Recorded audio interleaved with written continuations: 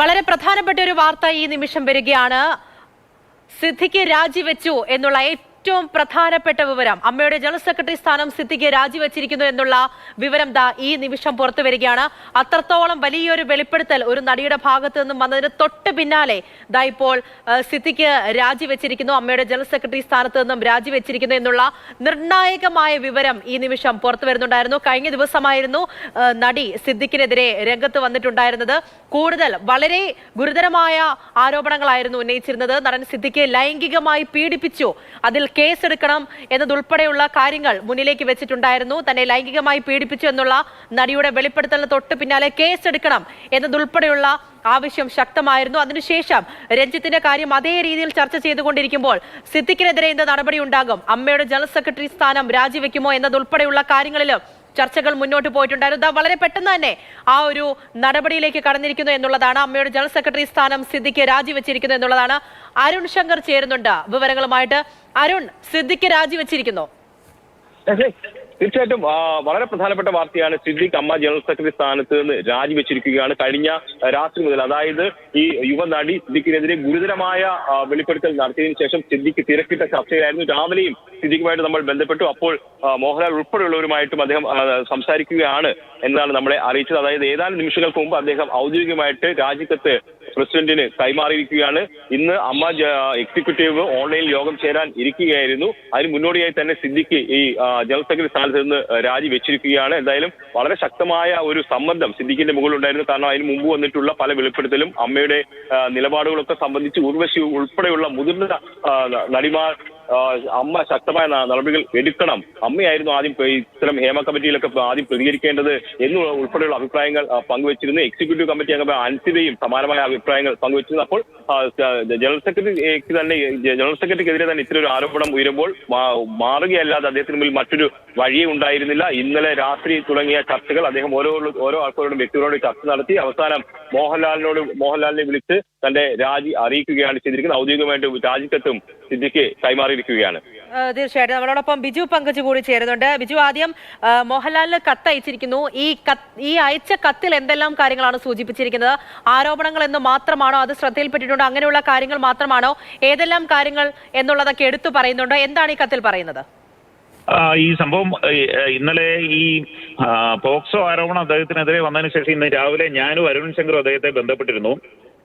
അല്പസമയം മുമ്പ് അദ്ദേഹം മോഹൻലാലിന് അയച്ച രാജിക്കത്ത് നമുക്ക് വാട്സാപ്പ് ചെയ്ത് തന്നിട്ടുണ്ട്. അതിലിങ്ങനെയാണ് പറയുന്നത്: ടു ദ പ്രസിഡന്റ് അമ്മ, സർ, എനിക്കെതിരെ വന്നുകൊണ്ടിരിക്കുന്ന ആരോപണങ്ങൾ താങ്കളുടെ ശ്രദ്ധയിൽപ്പെട്ടിരിക്കുമല്ലോ. ഈ സാഹചര്യത്തിൽ അമ്മയുടെ ജനറൽ സെക്രട്ടറി സ്ഥാനത്ത് നിന്നും ഞാൻ സ്വമേധയാ രാജിവെക്കുന്നതായി താങ്കളെ അറിയിച്ചു കൊള്ളട്ടെ. വിശ്വസ്തയോടെ സിദ്ദിഖ്. ഇങ്ങനെ ചുരുങ്ങിയ ഒരു വാചകത്തിലാണ് അദ്ദേഹത്തിന്റെ രാജിക്കത്ത് പ്രസിഡന്റ് കൂടിയായ മോഹൻലാലിന് ചെന്നിരിക്കുന്നത്.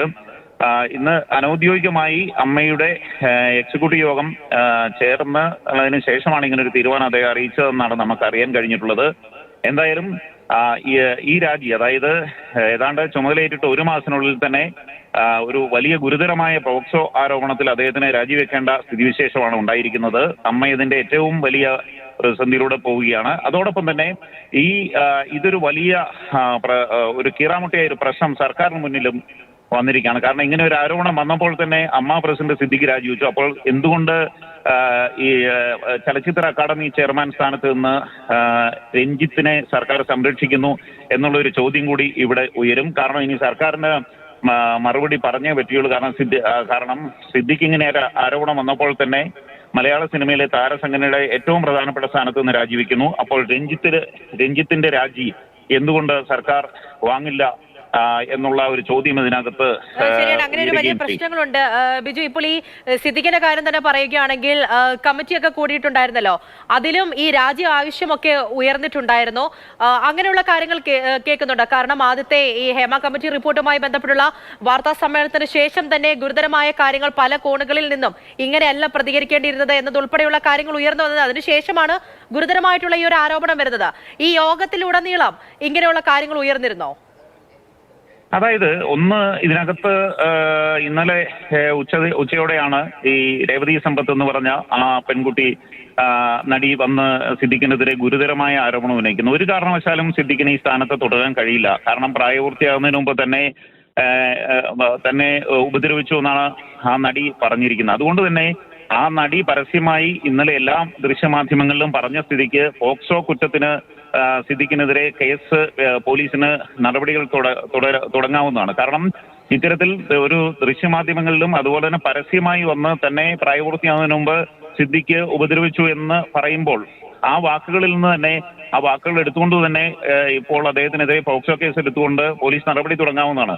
പക്ഷേ ഈ ഒരു ഗുരുതരമായ സാഹചര്യം സിദ്ദിഖിനും അതുപോലെ തന്നെ താരസംഘടനയ്ക്കും മറ്റു താരങ്ങൾക്കും ഒക്കെ മനസ്സിലായിട്ടുണ്ട്. അതുകൊണ്ട് തന്നെയാണ് അദ്ദേഹം വളരെ പെട്ടെന്ന് തന്നെ ഇന്ന് രാവിലെ മോഹൻലാലിന് രാജിക്കത്ത് കൊടുത്തായിട്ടാണ് നമുക്ക് മനസ്സിലാക്കാൻ കഴിയുന്നത്. പക്ഷേ ഇക്കാര്യത്തിലും പോലീസിന്റെ സർക്കാരിന്റെ ഭാഗത്തു നിന്ന് ഒരു വീഴ്ച സംഭവിച്ചുകൊണ്ടിരിക്കുകയാണ്. കാരണം സാധാരണ ഇത്തരത്തിലൊരു ആരോപണം വന്നു കഴിഞ്ഞാൽ പോക്സോ ആരോപണം വന്നു കഴിഞ്ഞാൽ ആ നിമിഷം തന്നെ എഫ്ഐആർ രജിസ്റ്റർ ചെയ്യേണ്ടതാണ്. പക്ഷെ ഇവിടെ ഒരു കാരണവശാലും സർക്കാർ ഇക്കാര്യത്തിൽ ഒരു ഏറ്റവും വലിയ ഭാഗത്ത് ഗുരുതരമായ ലാപ്സാണ് സർക്കാരിന്റെ ഭാഗത്ത് ഉണ്ടായിരിക്കുന്നത്. പക്ഷേ ഇക്കാര്യത്തിൽ ആരെങ്കിലും കോടതിയിൽ പോവുകയോ അല്ലെങ്കിൽ ആ നടി പരാതിയുമായി മുന്നോട്ട് പോയാൽ സിദ്ദിഖിന്റെ കാര്യം അപകടത്തിലാകാനാണ് സാധ്യത. അത് ആ സ്ഥിതിവിശേഷം മുന്നിൽ കണ്ടുകൊണ്ടാണ് അദ്ദേഹം മലയാളത്തിലെ താരസംഘടനയുടെ സുപ്രധാനമായ സ്ഥാനത്ത് നിന്ന് അദ്ദേഹം രാജിക്കത്ത് കൊടുത്ത് തൽക്കാലത്തേനെ മുഖം രക്ഷിച്ചിരിക്കുന്നതെന്ന് വേണമെങ്കിൽ നമുക്ക് പറയാം. പക്ഷേ ഇവിടെയും പ്രസക്തമാകുന്നത് ഇത്രയും വലിയ ഗുരുതരമായ ആരോപണം ഉണ്ടായിട്ട് ഇത്രയും ദിവസങ്ങളായി 2 ദിവസമായിട്ടും രഞ്ജിത്തിന്റെ രാജി വാങ്ങാൻ സർക്കാരിന് കഴിയുന്നില്ല എന്നുള്ളത് അതീവ ഗുരുതരമായ ഒരു പ്രശ്നമായിട്ടാണ് വരുന്നത്. തന്നെയല്ല പല ഭാഗത്തു നിന്നും ഇപ്പോ മന്ത്രി അടക്കമുള്ള സജി ചെറിയാൻ അടക്കമുള്ളവർ ഓരോ വാക്കുകളിലും രഞ്ജിത്തിനെ സംരക്ഷിച്ചുകൊണ്ടിരിക്കുകയാണ്. എന്തായാലും മലയാള സിനിമ ഇതിന്റെ ഗുരുതരമായ പ്രതിസന്ധിയിലൂടെയാണ് ഇപ്പോൾ കടന്നുപോയിക്കൊണ്ടിരിക്കുന്നത്.